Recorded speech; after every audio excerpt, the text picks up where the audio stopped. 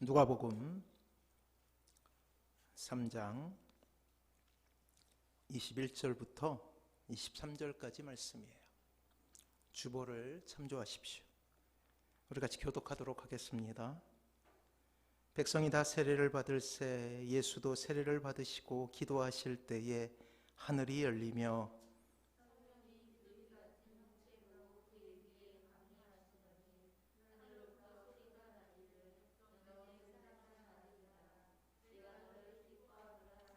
같이 읽습니다.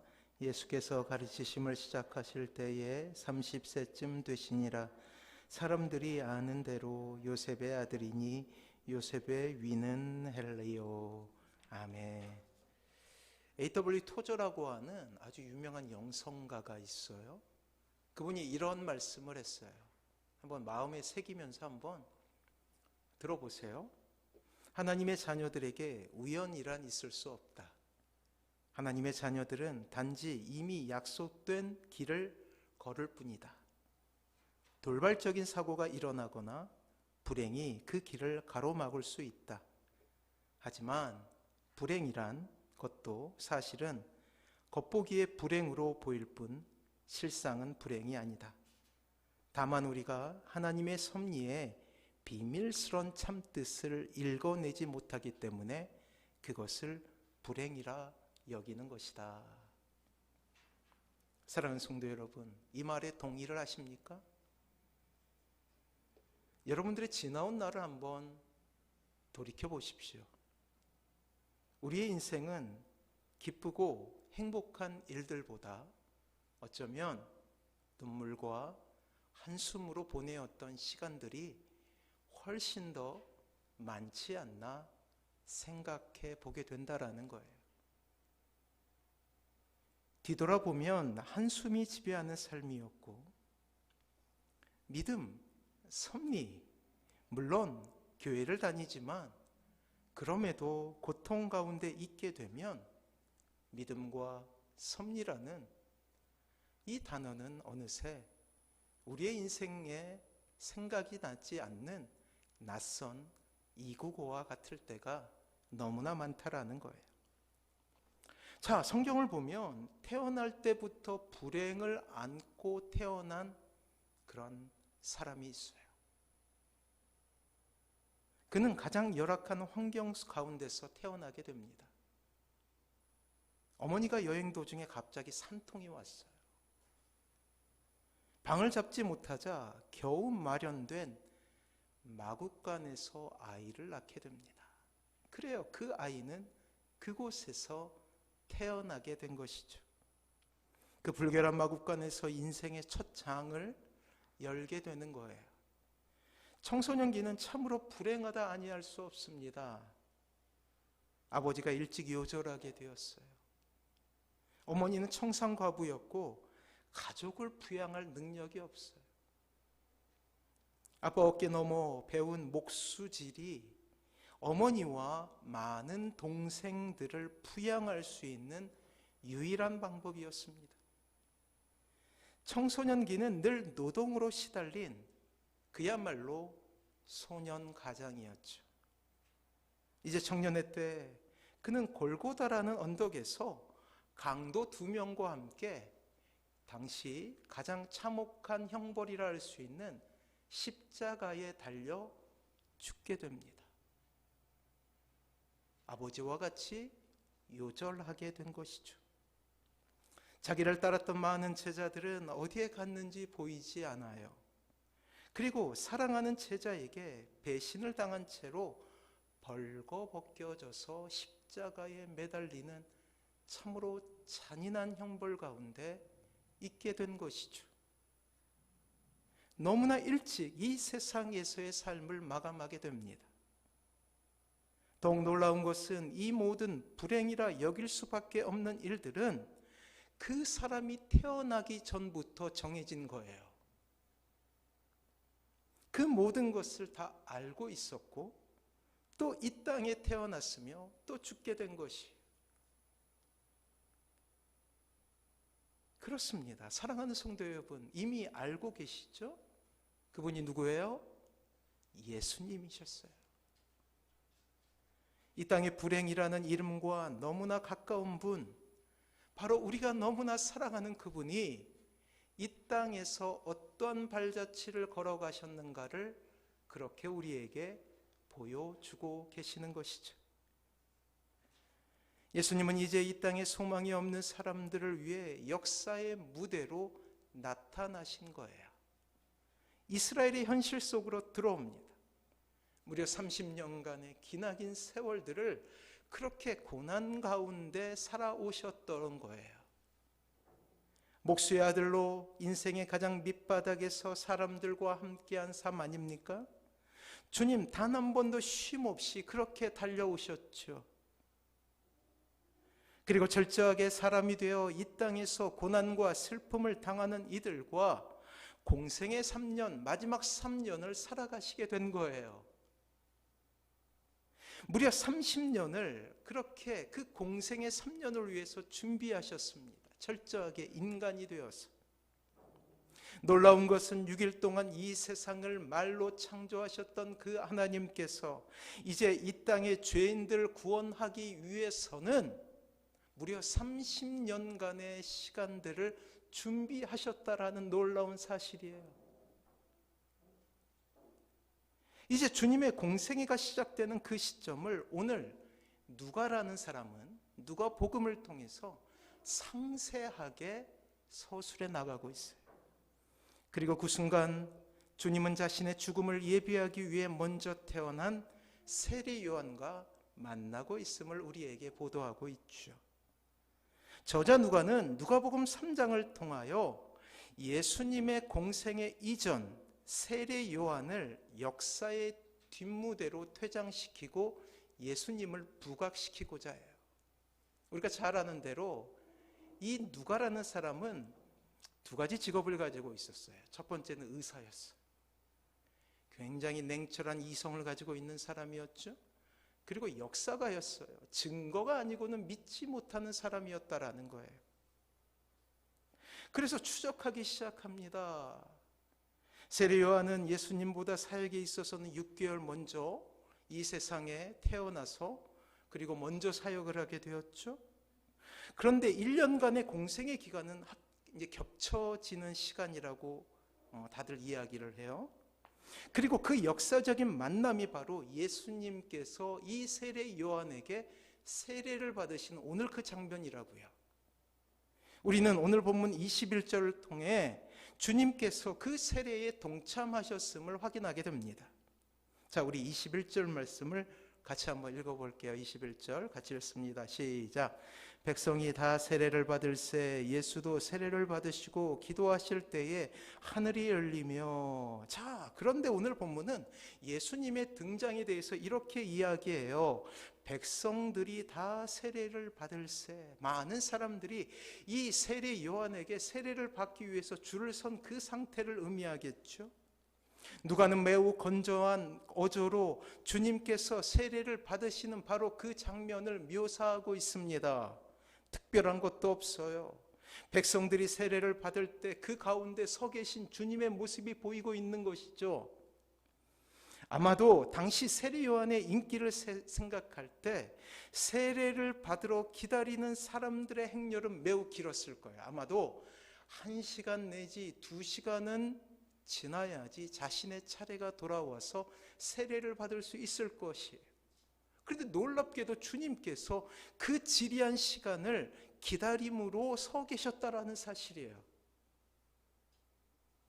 이러한 주님의 모습에 이 누가복음과는 다른 복음서인 마태복음은 이렇게 이야기해요. 마태는 그 현장을 기술하며 이렇게 전합니다. 세례 요한은 순서가 되어서 세례를 받으려고 오신 주님을 향하여서 이렇게 이야기해요. 영적인 사람이었고 또 주님의 길을 예비하기 위해 이 땅에 온 사람이었기에 보자마자 이 예수님을 알아본 그가 이렇게 이야기한다고요. 한번 들어보세요. 마태복음 3장에 있는 내용입니다. 요한이 말려 이르되 내가 당신에게서 세례를 받아야 할 터인데 당신이 내게로 오시나이까? 라고 이야기를 해요. 제가 어찌 주님께 세례를 베풀 수 있겠습니까? 라는 의미 아닙니까? 세례 요한은 어찌할 바 몰랐죠. 다른 사람은 몰라도 주님의 길을 예비하기 위한 사명을 받은 그였기에, 세례 요한이었기에 도저히 용납할 수 없는 일 가운데 놓이게 된 거예요. 바로 난처하게 된 것이죠. 그러나 주님은 장시간 동안 세례 요한의 사역을 지켜보십니다. 더욱이 그 세례식의 세례를 받기 위해 참여하고 계셔요. 사랑하는 성도 여러분, 생각해 보세요. 이 얼마나 황송한 일이에요. 세례라는 특징을 우리가 알면 더욱더 그 깊은 의미를 알게 되죠. 세례는 어떠한 예식입니까? 이제 물을 뿌려서, 머리에 물을 뿌려서 죄를 씻는다는 의미를 가지고 있어요. 그런데 주님께는, 예수님께는 죄가 없잖아요. 그야말로 모순이죠. 주님께 죄가 없는데 어떻게 세례라는 예식이 가능할 수 있겠어요? 그런데 무려 1시간에서 2시간의 줄을 서면서 본인 스스로가 세례의 자리에 나오고 계시는 거예요. 머리를 숙입니다. 세례를 받으시거나 받으셔야 할 이유가 없었다라는 것이죠. 그렇습니다. 주님께서는 자신이 이 땅에 사람으로 오셨음을 증명하고자 하신 거예요. 그리고 자신이 대성물로 죽어가게 되실 것을 그 상징적인 사건 가운데 두시길 원하셨던 것이죠. 나중에 알게 되어 사람들은 왜 주님께서 그 자리에 서서 세례를 받았는가를 말이에요. 모든 인생들이 겪는 고통과 아픔을 본인이 받으십니다. 또 심장에 그 고통을 새기십니다. 우리의 모든 슬픔과 눈물을 다 알고 계시다고 말씀하고 싶으셨던 거예요. 그렇게 완전한 사람이 되었고 죄인처럼 취급받아 세례를 받으신 것이죠. 그리고 그 사랑은 인생의 가장 처참한 자리인 십자가에서 그 마지막을 보이고 계신 거예요. 저와 여러분의 죄를 해결하시기 위해 굳이 그러하지 않아도 되실 터인데 주님께서 그 길을 가고 계신다라는 사실이에요. 그리고 그 발자국은 단 한순간도 오차없이 죽음이라는 그 끝을 향하여서, 십자가라는 그 끝을 향하여서 뚜벅뚜벅 걷는 삶이었죠. 이런 사명은 필연 죄인의 취급을 받으며 죄인들의 자리에서 그렇게 함께 고통받는 것으로 나타난다라는 거예요. 3년간 주님의 그 삶은 죄인들과 동행하는 삶이었어요. 그들의 자리에서 먹고 마시는 것이었죠. 환자들과 함께 그들의 인생 가운데 들어가는 것이었죠. 절망과 한숨 가운데 놓여있는 사람들의 삶 깊숙이 들어가서 그들의 인생을 함께 위로하며 살아가시는 인생이었다라는 거예요. 주님 친히 우리의 고통 가운데 들어오시고 우리의 모든 아픔을 이해하시고자 일부러 굳이 그렇게 하셨다라는 거예요. 그러기에 히브리서 기자는 이렇게 주님의 은혜를 노래하고 있습니다. 주보를 한번 찾아보세요. 주보 보세요. 히브리서 2장 18절 말씀 우리 같이 한번 읽어볼까요? 같이 읽습니다. 시작. 그가 시험을 받아 고난을 당하셨은즉 시험 받는 자들을 능히 도우실 수 있느니라. 아멘. 그래요. 하나님은 저 하늘 위에서 우리의 고통당하는 모습을 보면서 그저 그냥 불쌍히 여기시는 분이 아니라는 것이에요. 성육신이라는 놀라운 사랑을 통해서 우리의 고통을 체험하시고 우리의 고통 가운데 거하시며 우리의 모든 아픔들을 완벽하게 이해하실 수 있는 유일한 분이심을 우리에게 드러내고자 하셨던 것이죠.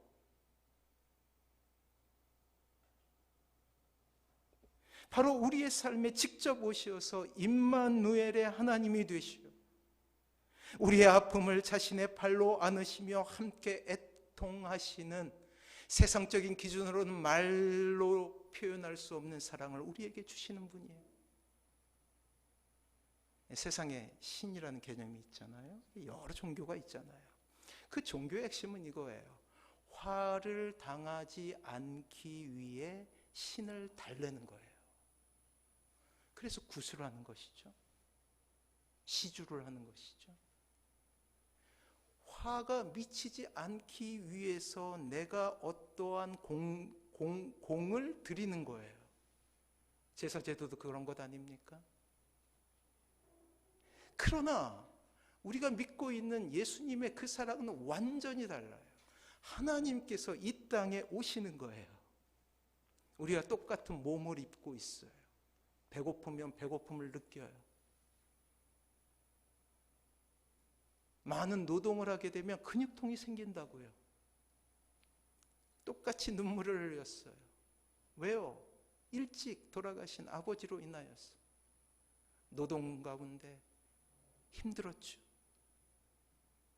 완벽하게 우리의 인생 가운데 있는 고통을 이해해 줄 수 있는 유일한 분이시라는 거예요. 이 아침이 이러한 예수 그리스도의 사랑과 은혜를 체험하는 시간이었으면 얼마나 좋을까요? 그리고 주님 내미시는 손을 잡고 모든 연약함에서 벗어나 주님의 은혜로 다시 일어나시기를 원하시는 하나님의 사랑을 우리가 느껴야 된다는 것이죠. 사랑하는 성도 여러분, 신자는 은혜로 사는 사람입니다. 이것을 믿으시기 바랍니다. 하나님께서 이 땅의 신자를 다스리는 방법은 은혜예요. 왜? 주님께서 그 모든 고통을, 내가 알고 있는 눈물의 의미를 완벽하게 이해하실 수 있는 유일한 분이시기 때문이에요.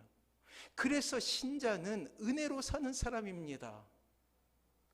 이 땅의 신자가 그럼에도 불구하고 고난이 있는 이 세상을 살아갈 수 있는 것은 우리가 세상이 부러워할 만한 많은 재물을 가진 것 때문이 아니라는 거예요.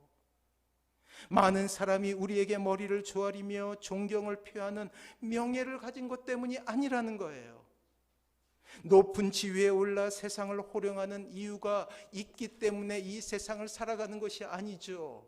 우리에게 유일한 소망이 있다면, 우리가 살아가야 될 이유를 발견할 수 있다면 그것은 주님께서 우리와 함께 해주신다라는 놀라운 복음이 있기에 우리가 오늘도 살아갈 수 있는 것이죠.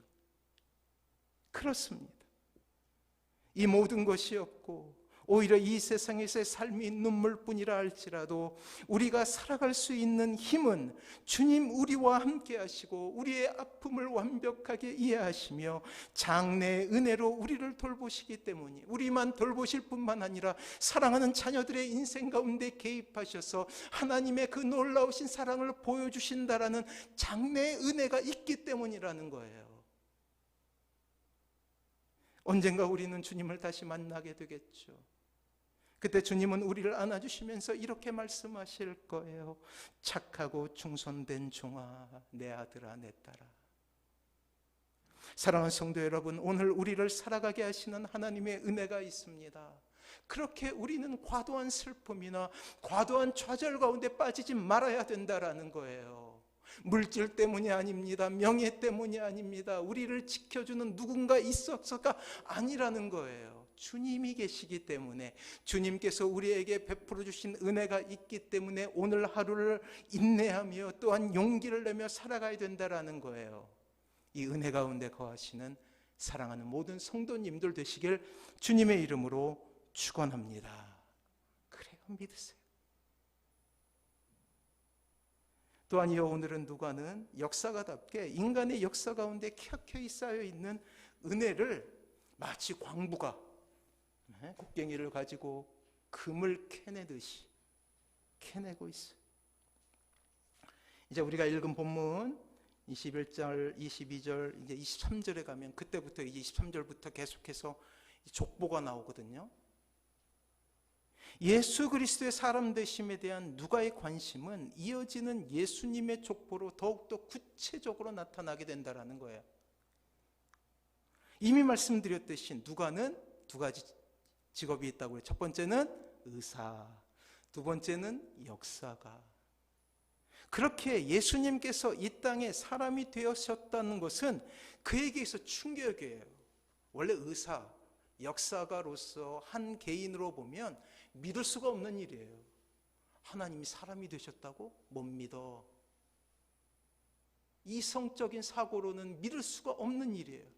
근데 그가 예수님의 사람이 된 거예요. 예수님을 알게 된 거예요. 하나님의 은혜를 알게 되자 드디어 깨닫게 된 것이죠. 그리고 그가 배운 역사 지식을 가지고 추적해 나가는 거예요. 그냥 대충대충이 없어요. 추적해야 돼요. 이 똑같은 족보가 좀 다른 성격에 있어서 똑같은 족보가 마태라는 사람을 통해서 그려지는데 좀 달라요, 관점이. 마태는 유대 크리스찬들을 대상으로, 유대 지역에 있었던 크리스찬들을 대상으로 예수님께서 아브라함의 자손으로 이 땅에 태어나셨던 것을 증명하고자 해요. 그런데 누가는 달라요, 관점이. 예수님의 족보를 예수님으로 시작해서 그의 아비 요셉 그리고 엘리를 지나쳐서 결국 그 끝인 하나님께로 옮겨가고 있다라는 거예요.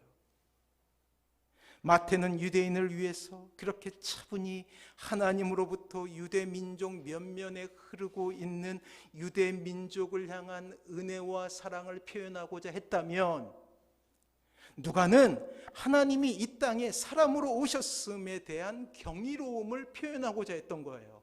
말도 안 된다, 하나님의 은혜가 아니고는 이것을 표현할 수 없다는 것을 드러내고자 한 거예요. 이 말도 안 되는 은혜에 그는 감격하고 있죠. 왜요? 누가는 이성이 발달한 사람이에요. 딱딱 맞아떨어져야지 하나님을 믿을 수 있는 사람이었다라는 거예요. 이러한 달란트를 가지고 역사를 기술했던 사람이에요.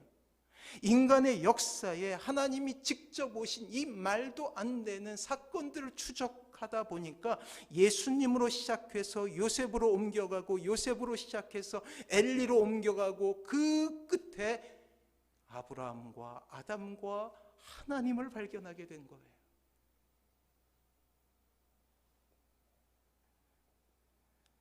인간의 역사에 하나님께서 직접 사람으로 오신 것이죠. 이제 몇 주가 지나게 되면 성탄절을 맞이하게 되는데, 우리는 그냥 기뻐하는 날, 즐거워하는 날, 밤을 새서 즐긴 날로 여겨지지만 실제적으로 보면 말도 안 되는 일이 일어난 거예요.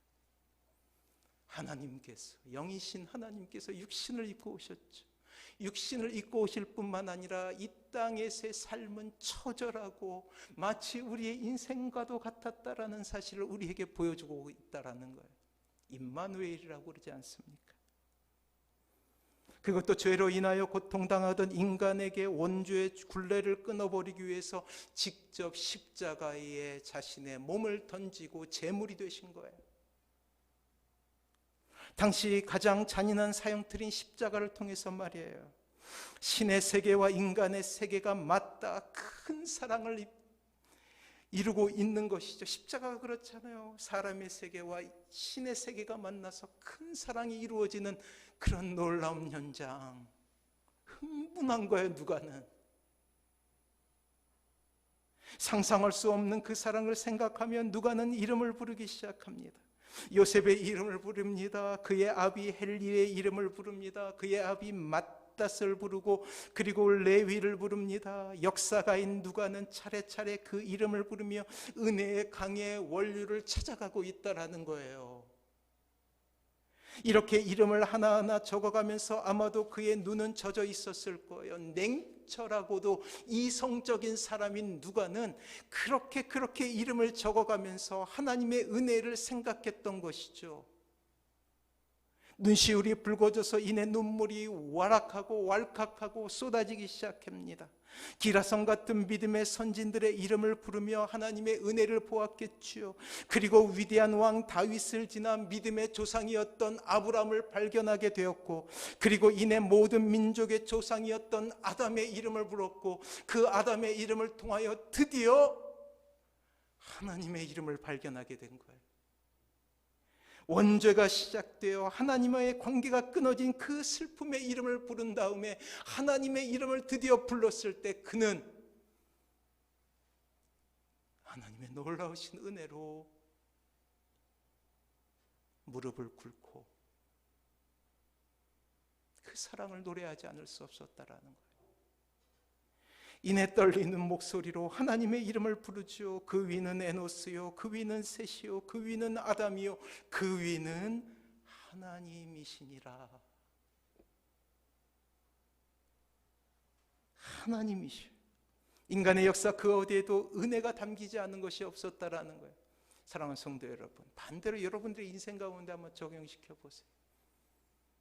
내 나이 1살 때, 내가 태어나던 그때, 나중에 예수님을 믿고 나니까 알게 된 거예요. 내가 왜 우리 부모 밑에서 태어나게 됐는지.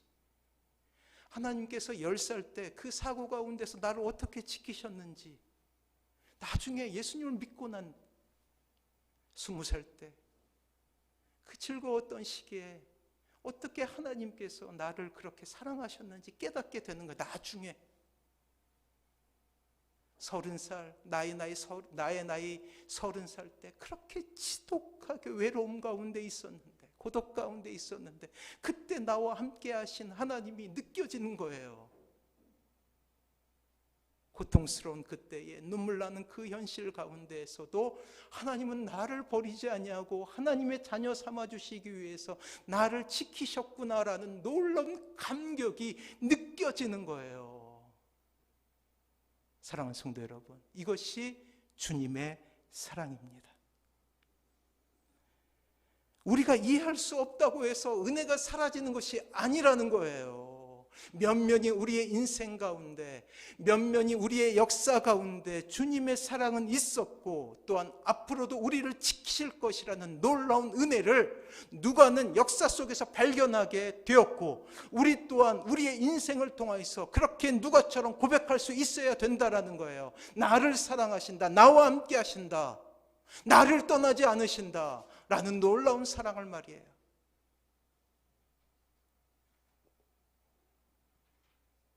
비록 이 땅에서의 삶이 비천하고 빈궁하고 눈물뿐이라 할지라도 하나님 우리의 이름을 부르시기에 우리는 가치 있는 사람이라는 것이죠. 때로 실패하고 때로는 좌절하고 때로는 고독하다 할지라도 주님께서 우리의 이름을 부르시기에 우리는 가치 있는 사람이라는 거예요.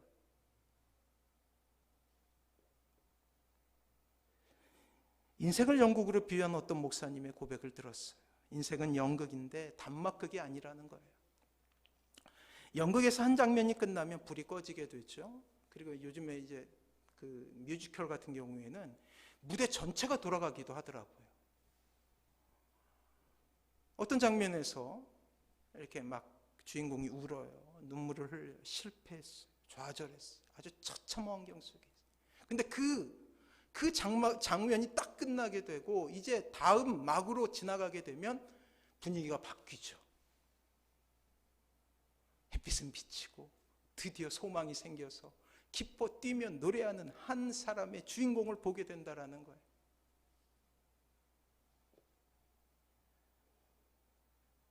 이전 막에서 울고 가슴 아파하고 지난했던 삶의 공고가 있었지만 막이 바뀌게 되면 다른 사람이 나오게 된다라는 거예요. 같은 사람이라도 분위기가 바뀌었기 때문에 웃고 떠들기 시작합니다. 이전의 아픔은 그리움으로 추억하게 되어 있어요. 단막극은 장면화로 다양한 애환을 압축해서 전개하지만 여러 막으로 구성된 연극은 그 장면이 훨씬 더 다양하죠. 사랑하는 성도 여러분, 우리의 인생은 단막극이 아니에요. 비극으로 시작해서 비극으로 끝나는 것이 아니라는 거예요. 우리의 인생은 연극이에요. 비극이었지만 어느새 희극이 되어가는 거예요. 그리고 그 끝은 항상 동일해요. 해피엔딩, 행복한 결말을 맞이할 수밖에 없는 인생이라는 거예요. 왜요? 주님께서 책임지시는 인생이기 때문이죠.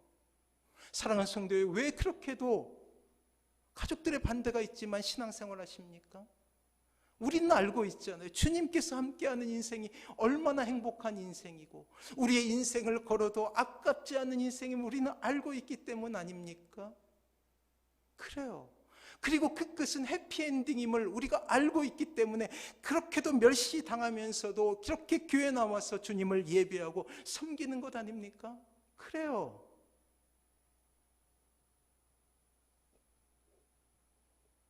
길을 가다가 걸려 넘어져 보지 못한 사람은 땅바닥에 쓰여져 있는 주님의 말씀을 발견할 수 없다라는 거예요. 하늘을 향해 넘어져 보지 못한 사람은 하늘에 쓰인 글씨를 모르는 것이죠. 하나님은 다양한 장면 구성을 통해 결국 우리를 완성시켜 나가시고 그 끝은 해피엔딩이라는 거예요. 이것을 믿으시기 바랍니다. 그래요.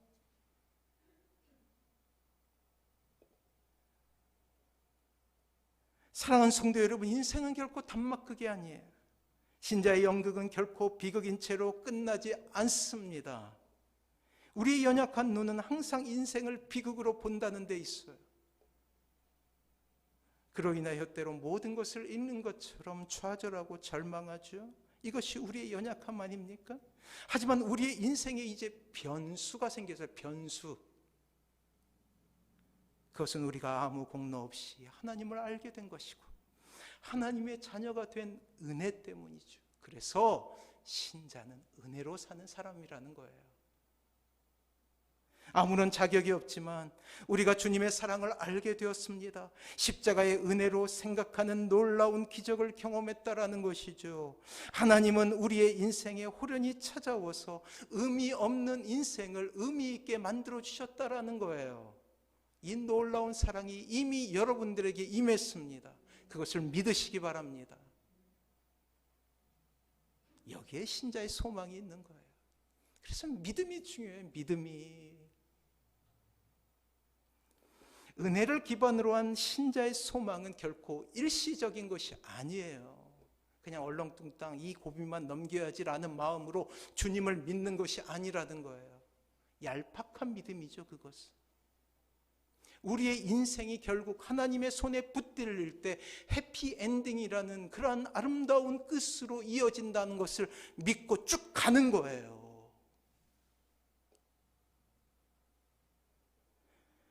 우리의 인생을 온전히 책임지시는 하나님의 계획을 믿는 것이죠.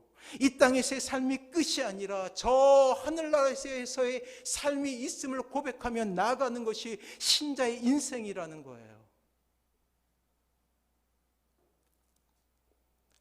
스코틀랜드 산지에는 양들이 종종 이게 공경에 빠진대요. 절벽 옆에 있는 웅덩이 가운데 이제 양들이 좀 어리석다고 제가 말씀드렸잖아요. 그래서 맛있는 풀을 쫓기 위해서 이제 앞을 보지 않고 풀만 따라간대요. 눈도 나쁘잖아. 1m, 2m밖에 볼 수 없고 목이 하도 두꺼워가지고 그냥 고개를 들 수가 없어요. 쫓아간대요. 그러다 웅덩이에 빠지죠. 근데 이 목동들이 하는 방법이, 양을 구하고자 하는 목동들이 하는 방법이 아주 놀라워요. 양을 그냥 둔다라는 거예요. 그 웅덩이에 갇혀가지고 양이 그곳에 있는 풀을 다 먹게 되죠. 이제 풀을 다 먹게 되면 며칠 동안 굶게 되지 않습니까? 그러면 기진하여서 거의 힘이 없게 돼요. 그때야 목동이 이 양을 구해낸다라는 거예요. 아, 이유를 들어보니까 그 뜻을 알겠더라고요. 그 양이 웅덩이에 빠지자마자 이 목동이 구하려고 하면 이 눈이 나쁜 양이 마치 맹수가 쫓아오는 것처럼 놀라서 절벽 가운데로 뛰쳐나가서 떨어져 죽을 수 있다는 거예요. 그래서 이 양이 기진할 때까지 목동이 기다리는 거예요. 마음은 아프지만. 우리의 인생도 마찬가지. 신자가 되어서도 눈물이 있어요? 알지 않습니까? 신자가 되어서도 외로울 때도 있어요. 억울한 일 당할 때도 있어요. 아니, 오히려 그러한 날들이 많죠. 하지만 하나님의 은혜와 하나님의 계획은 항상 우리와 함께 하신다라는 거예요. 결국 우리의 눈물을 닦아주시고 우리의 인생 가운데 찾아오시고 우리를 안아주시는 그 하나님의 은혜가 있다라는 것입니다. 사랑하는 성도 여러분, 그래서 우리는 하나님을 의지해야 될 사람이에요. 하나님만 바라보십시오. 오늘 이 아침이 새로운 소망의 눈을 뜨는 이유가 된다면 그 은혜를 깨닫기 때문에 하나님께서 우리의 인생 가운데 어떻게 임하시느냐, 하나님께서 우리의 인생을 어떻게 다스리시느냐, 신자의 삶을 어떻게 이끌어 가시느냐, 그것은 은혜예요. 지금 보이지 않아도 그 은혜의 손길은 항상 우리와 함께하고 있음을 우리는 믿음으로 깨달아야 된다는 것이죠. 우리를 사랑하시기에 모든 것을 다 주시는 그 하나님의 은혜 가운데 서십시오. 도저히 못 믿겠다 여겨지시면 십자가를 묵상하세요. 주님 우리를 사랑하시고자 십자가를 지셨지. 이젠 믿어야겠구나. 오늘 억울한 일 당했어요. 비참의 인생이. 그 십자가를 묵상하십시오. 그럼에도 불구하고 나를 사랑하시는구나. 내 끝을 주관하시는구나. 주님으로 인하여 큰 위로를 경험하시는 귀한 은혜가 있길 주님의 이름으로 축원합니다.